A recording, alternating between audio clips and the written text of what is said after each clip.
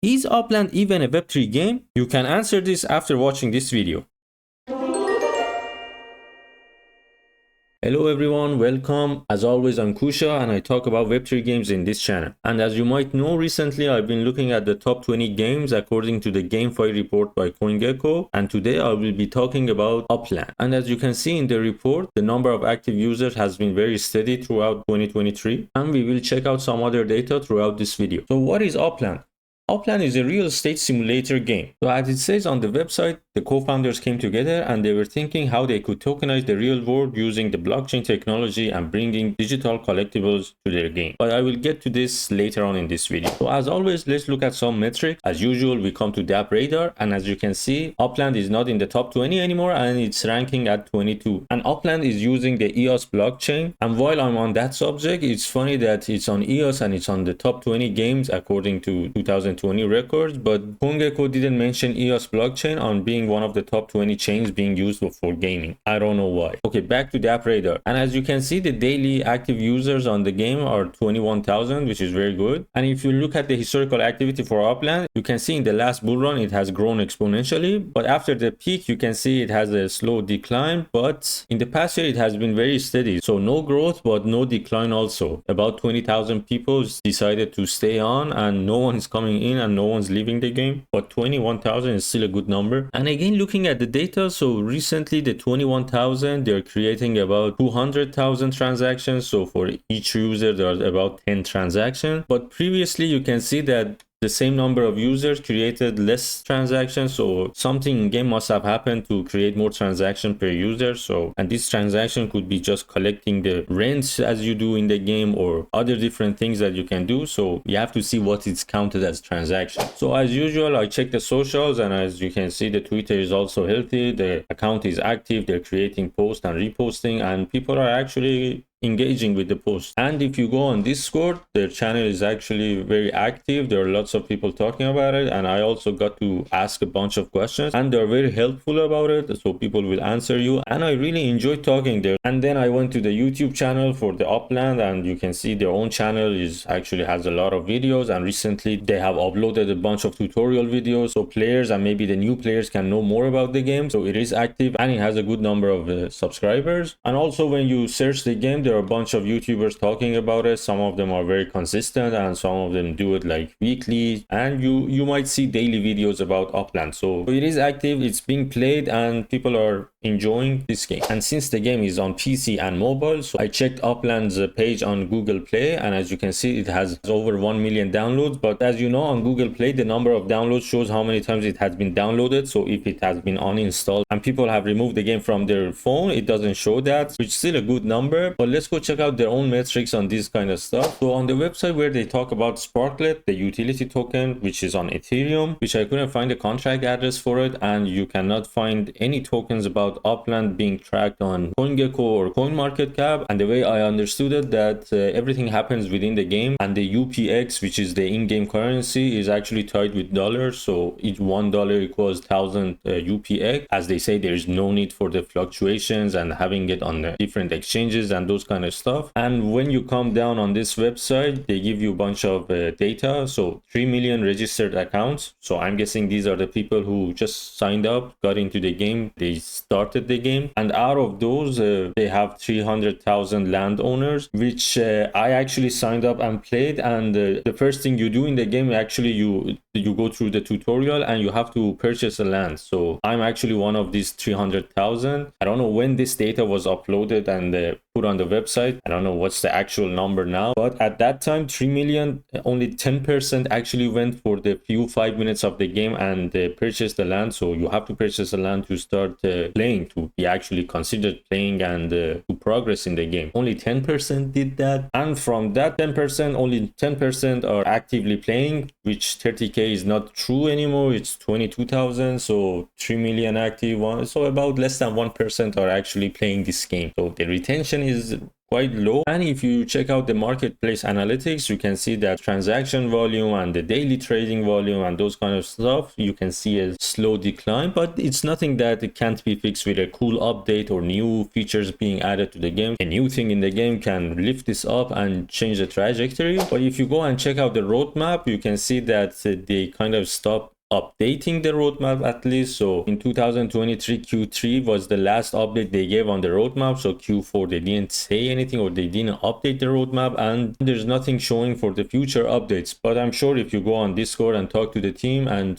follow up with the Twitter, you can see what they're developing and doing, or they're implementing new cities and those kind of stuff that happens on the game. But you might think they're getting slow with the updates, maybe. So as the game says, it's a real estate simulator game. You can see the map of the world, and there are a bunch of cities that they added to the game. So a lot of them in the US, some in Europe, in Brazil, also in Qatar, and one in Japan, which is Tokyo. So the usual update that is happening is adding new cities. So for example, maybe next update they will add Toronto in Canada, or maybe other cities in US. It's up to the team to decide which city to add. I started in Detroit, so you can see it's the real map of Detroit. And if you zoom in enough, you can see the properties that you can purchase and play with in the game. So these green ones are the ones that people own it and they're selling it on the marketplace, and the blue ones are the ones that people own but they didn't put it on the marketplace. And the ones with the FSA written on it, it's the first start act. So new players, they can buy these are not on the market. Only the new players can get this. They get it for maybe cheaper price, so they can start off from there, which is a good thing to do. I'm not gonna go through all the game features and what it has to offer. There are a lot of things that you can do.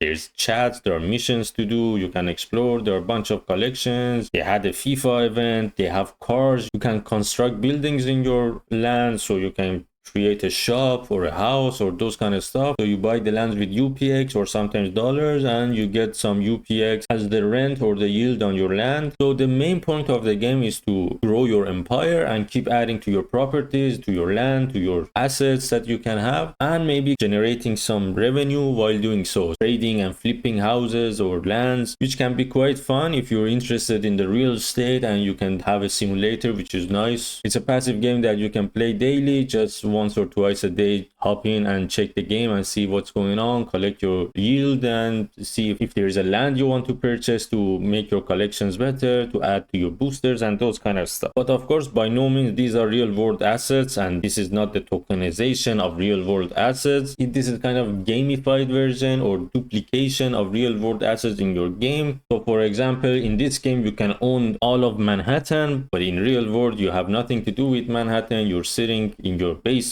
and playing this game. So the prices and the values in this game do not reflect anything in the real world, but you can say the mindset of people playing the game can correlate with the real world, and someone owning a land in Manhattan is gonna say, okay, this is in Manhattan, I won't sell it for less than this amount and that amount. New York is an expensive place, so even here you have to pay more for it. But owning a piece of NFT or land in here does not reflect anything in the real world. Then I got curious. So the token is within the game, and the NFTs, the land NFTs, or maybe NFTs, they are within the game, and the marketplace is within the game, and everything happens within the game. So what's Web3 about this game? I saw there was a tutorial to connect the MetaMask wallet to Upland, but after searching around, I saw only this collection being available on OpenSea. These are like your avatar player icons in the game, and there are only 143 of them, and there's not much activity, as you can see, and these are not the land. So for a Web3 game and using the blockchain technology, they have done a good job to not have any kind of decentralization and openness to this game. I don't know why is this game even considered to be a Web3 game or a crypto game. Doesn't have those features. The only thing I could find is the Play Upland Me contract on EOS, and you can see on the blockchain, yes, it has the activity, the receive token, the send token. The way I understood this, when you sign up, they automatically create a EOS wallet for you, but they don't give you any private keys and those kind of stuff. At least I couldn't find. Maybe I have to progress more in the game. So all the transactions happening in the game are actually happening on EOS blockchain, blockchain, but the way I see it, they just use EOS blockchain as their ledger, but everything else is completely centralized. So they control everything within the game and everything stays in the game. So you cannot take your land and sell it on any other third-party marketplace, and you cannot withdraw the UPX only through PayPal and the centralized interfaces. So maybe that's why there's no traction for this game. So it's showcasing itself as a Web3 game, but the Web3 people wouldn't like it because it's not actually very Web3-ish kind of game. So you cannot withdraw your things and cannot own them actually. And for the normal Web2 players,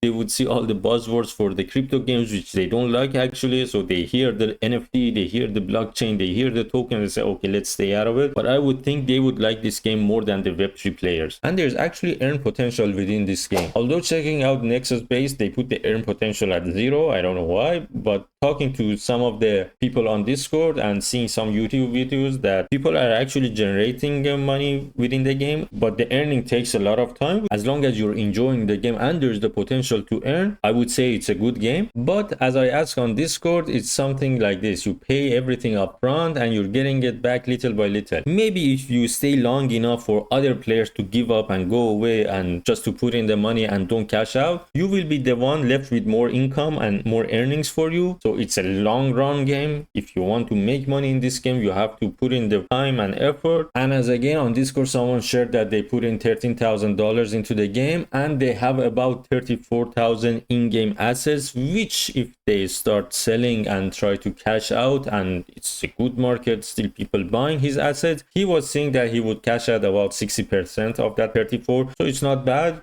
putting $13,000 playing a game now, being able to extract $20,000 from it while you have played and enjoyed. But we have to see, I don't know if anyone has put it to the test to sell all the properties and come out and see how much they're left with. I still have some concerns about this game since every land can generate UPX for you. So I don't know how long can this be sustainable. Where is the UPX coming from? Another concern I have for this game, what happens when the top 10 players they decide they want to exit the game and they want to sell their properties? How much that will crash the game and affect the game? And another concern for me, when I went to gamefi and I couldn't find Upland on their website, is this game actually a Web3 game? Please comment down if you feel this game is actually a Web3 game or it's just a normal Web2 game, which is not a bad thing. We have seen many games that people grind in it and generate in-game currencies, and they can actually earn real dollars from selling those assets or the currencies that they grinded in the game. But is this Web3? So to wrap up my opinion about Upland, I would say if you're interested in a real estate simulator passive game, then this game is definitely something to look at. It's not a bad game, definitely a lot of things to do, bunch of different activities and features that you can explore and keep being engaged. And it's on mobile, so you can be out and about or doing your commute, you can play this game. And they definitely have a fun community, so if you don't even decide to play the game, just go hang out with those guys. Shout out to all the people in Discord who helped me out. I actually enjoy talking to them. But for me, this is not a game that I would personally play it. It's targeting a very specific taste and it's not mine. And if you play this game, please comment down if you have made a return on your investment, whether it was a dollar investment or a time investment. Please share if you'd like to. So that's it for this video. Thanks again for watching. I know this game didn't seem to be a very crypto-ish game, but stay tuned for more videos. I will be covering more crypto games within this channel.